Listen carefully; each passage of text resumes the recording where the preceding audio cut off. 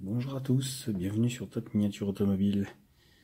Aujourd'hui je vais vous présenter deux modèles, la même collection, Maisto, deux coccinelles dans une version tuning, dans une version propre à Maisto, la collection G-Riders.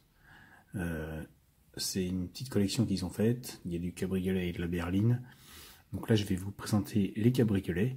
Donc moi j'en ai deux, j'ai pas toute la collection sur cette série, parce qu'après c'est juste on va dire un dérivé, un changement de couleur, mais ça reste le même modèle, le même principe. Après c'est que les couleurs qui changent. Donc moi il y en avait que deux modèles qui me plaisaient dans la série. Puis après c'est comme c'est répétitif, j'ai laissé tomber après. Donc ce sont deux cabriolets que je vais vous présenter. Alors j'en ai sorti un de la boîte et l'autre est encore emballé, je vais vous montrer. Alors Maisto avait fait un effort à l'époque sur les boîtes,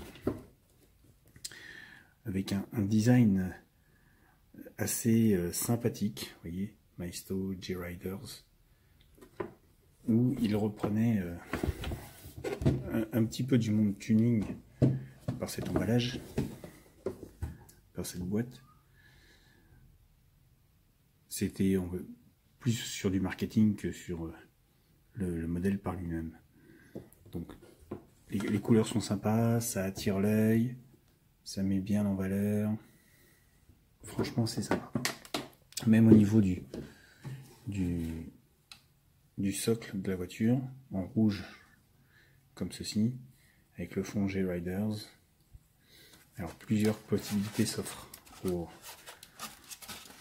collectionneurs, c'est de pouvoir désassembler ce socle, soit de le laisser comme ceci pour pouvoir empiler l'autre par-dessus, soit de pouvoir enlever complètement et de ne garder que la partie ici, puisque une fois que vous aviez enlevé le tour, donc toute cette partie là, vous veniez glisser la petite baguette noire qui est ici, qui est vendue avec, comme ceci. Donc là vous la glissez dans la rainure qui est prévue pour installer tout ça.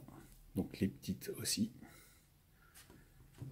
sur les côtés, et vous aviez un très beau support. Alors je vais sortir la grise après, je vous montrerai, mais on va détailler déjà la orange.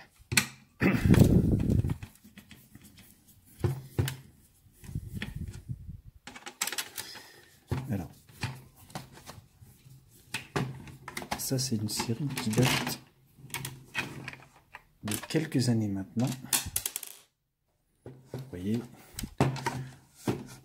pour maintenir, je vais reculer un petit peu la caméra, pour maintenir les portes ouvertes, vous avez des petits plastiques un peu partout, ils venaient se fixer comme ça maintenait les portes ouvertes.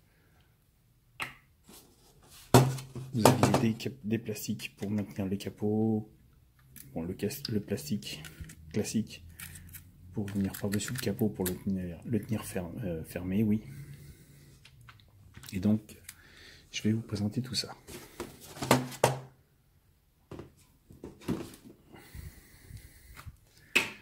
Voici donc le modèle orange cabriolet Volkswagen 1951 que Maisto avait sorti et qu'ils ont repris en version tuning. Alors vous voyez, il y avait encore le plastique sur le capot, je l'enlève spécialement et je découvre l'intérieur en même temps que vous sur ce modèle. Alors tout le monde connaît Maisto, la qualité de leur travail sur certaines voitures, soit en plus, soit en moins selon les modèles. Il y a toujours, on va dire, une différence de finition, mais dans l'ensemble ça reste quand même de beaux modèles. Alors là,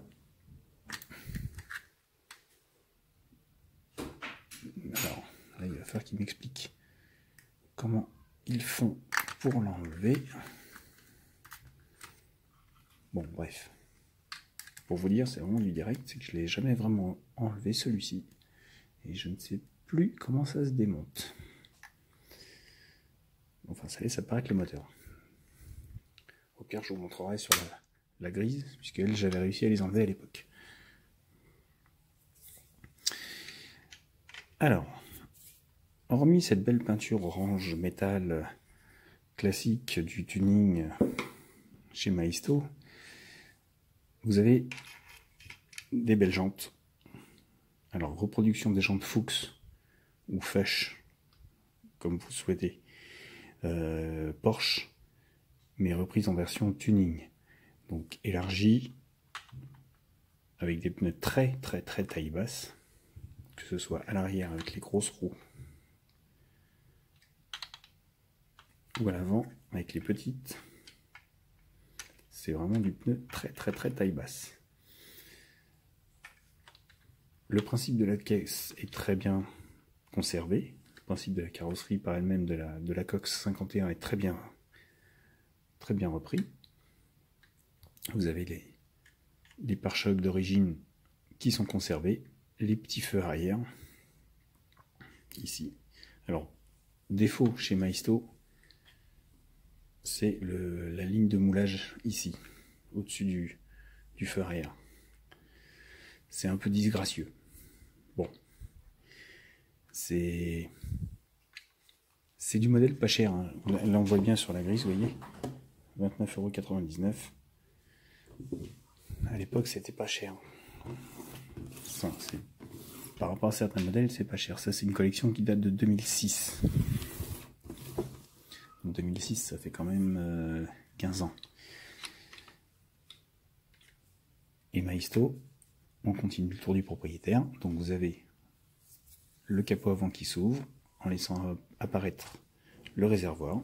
Pas en orange couleur carrosserie, mais ce qui est dommage, c'est que on le voit bien, les finitions, les angles sont mal faits.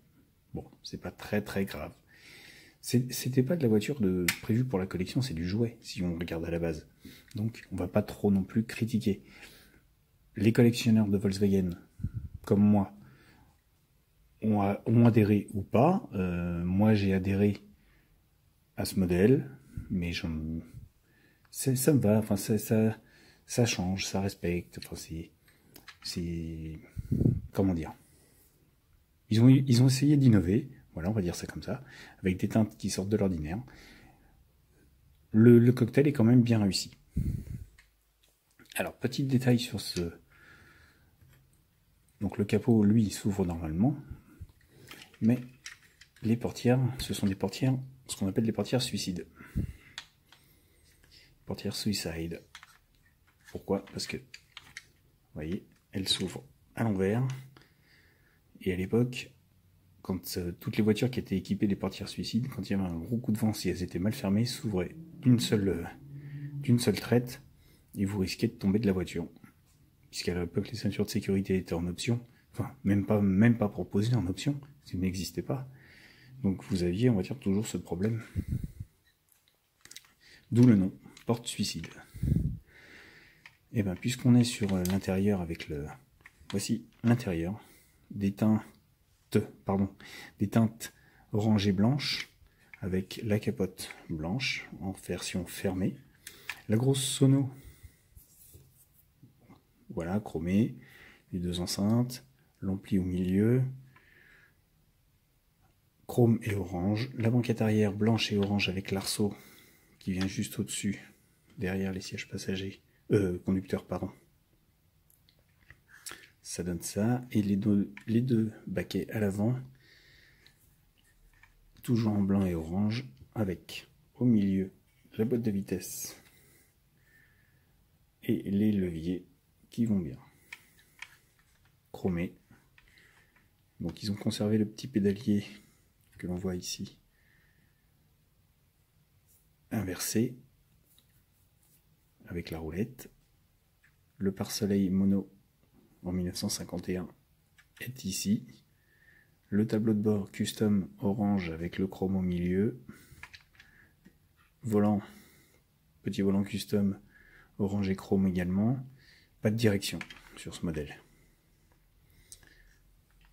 Parce que de toute manière, les roues ne passaient pas. Alors, n'ayant pas réussi, on va essayer quand même. Je vous montrerai sur la grille. On voit quand même le moteur à travers. Donc le moteur, c'est une reproduction du Porsche avec la turbine. Donc donc la turbine que l'on voit, et la poulie également, les doubles carburateurs avec les filtres à air que l'on voit également. Alors le moteur est un petit peu en position haute, parce que normalement la poulie est bien plus basse que ça théoriquement à la base.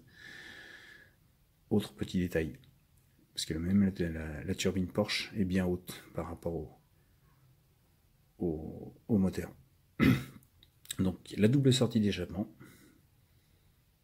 que l'on voit ici ressortir, et on va passer en dessous pour voir ce que ça donne. Alors pas de gros détails. Donc, le double échappement, pour ceux qui connaissent, ils ont essayé de reprendre ce qu'on appelait nous dans le jargon le modèle du double T-Bird. C'était un échappement qui était très sollicité à l'époque, il y avait un très beau son, et ça rendait super bien sur une bagnole, sur une Cox, principalement. Après on voit en dessous un semblant de carter moteur,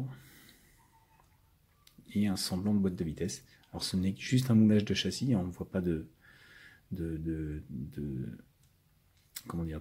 séparation entre les deux, c'est juste, on va dire, une petite couche de peinture argent sur le plastique noir.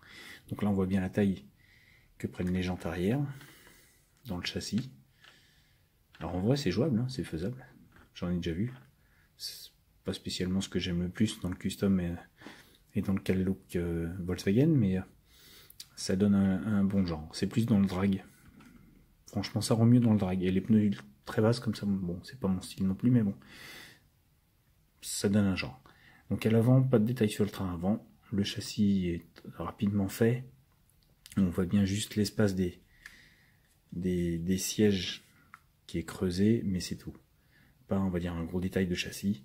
Il n'y a même pas de détail du train avant. Il n'y a même pas... Bon, c'est du jouet, vraiment. C'est vraiment du modèle qui a été conçu comme du jouet et très peu comme du modèle de collection. Ça reste un beau modèle à avoir. Ça, je conseille.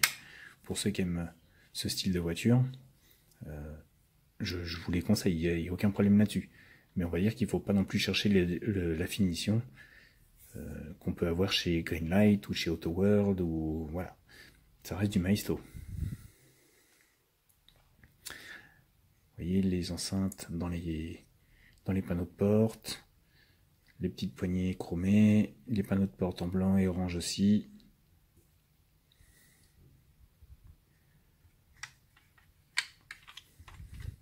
Le capot arrière G-Riders qui reprend bien.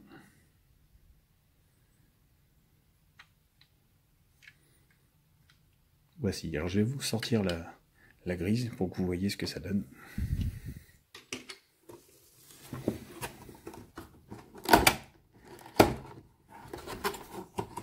Alors,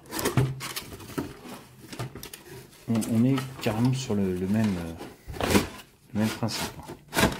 Ça, ce sont exactement les mêmes voitures, les mêmes bases, les mêmes finitions, les mêmes principes. Alors, avec les baguettes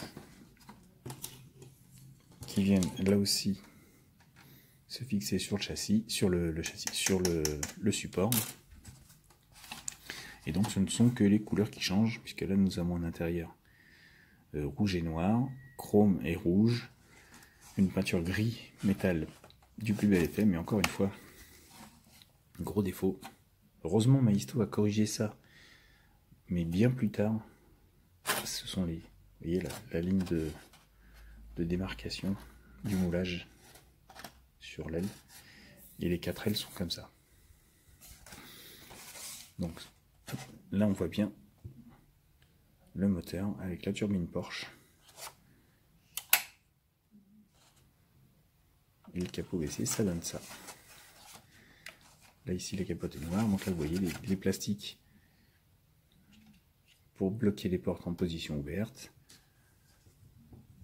et les jantes Fuchs en noir et chrome. Alors franchement je les préfère comme ça que chrome entièrement. Déjà à l'origine elles sont beaucoup plus belles en noir et chrome que en chrome total. pour ma préférence à moi, c'est comme ça que je les préfère. Donc là aussi c'est pareil, le réservoir en gris sous le capot. Très beau.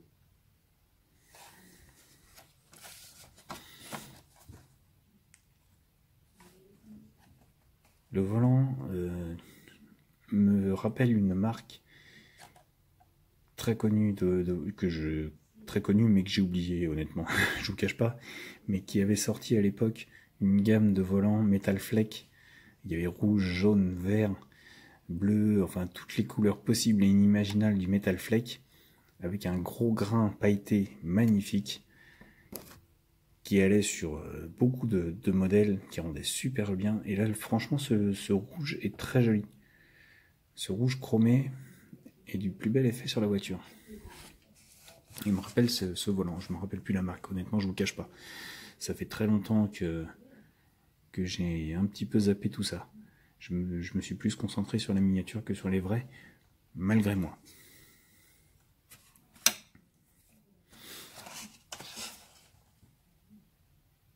Donc le dessous ça reste pareil, hein. Comme je vous ai montré sur l'orange, c'est le même principe. Ça là-dessus, ils n'ont pas fait beaucoup d'efforts d'un modèle à l'autre là-dessus, mais c'est vrai que les variantes étaient quand même au niveau des couleurs beaucoup plus intéressantes. Donc je vous dis, après ça reste, on va dire, une question de goût. Moi j'avais craqué pour ces deux modèles là, il y en avait d'autres, chacun était libre de faire comme il souhaitait.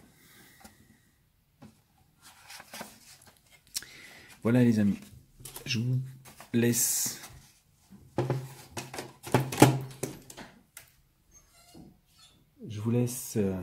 juger par vous-même. Je vous laisse vous faire une idée de ce modèle, s'il vous plaît, s'il vous plaît pas. Laissez-moi des commentaires, n'hésitez pas. Et comme je le dis toujours, si vous aimez ce que je vous présente, abonnez-vous. Et je vous dis à bientôt pour une nouvelle vidéo.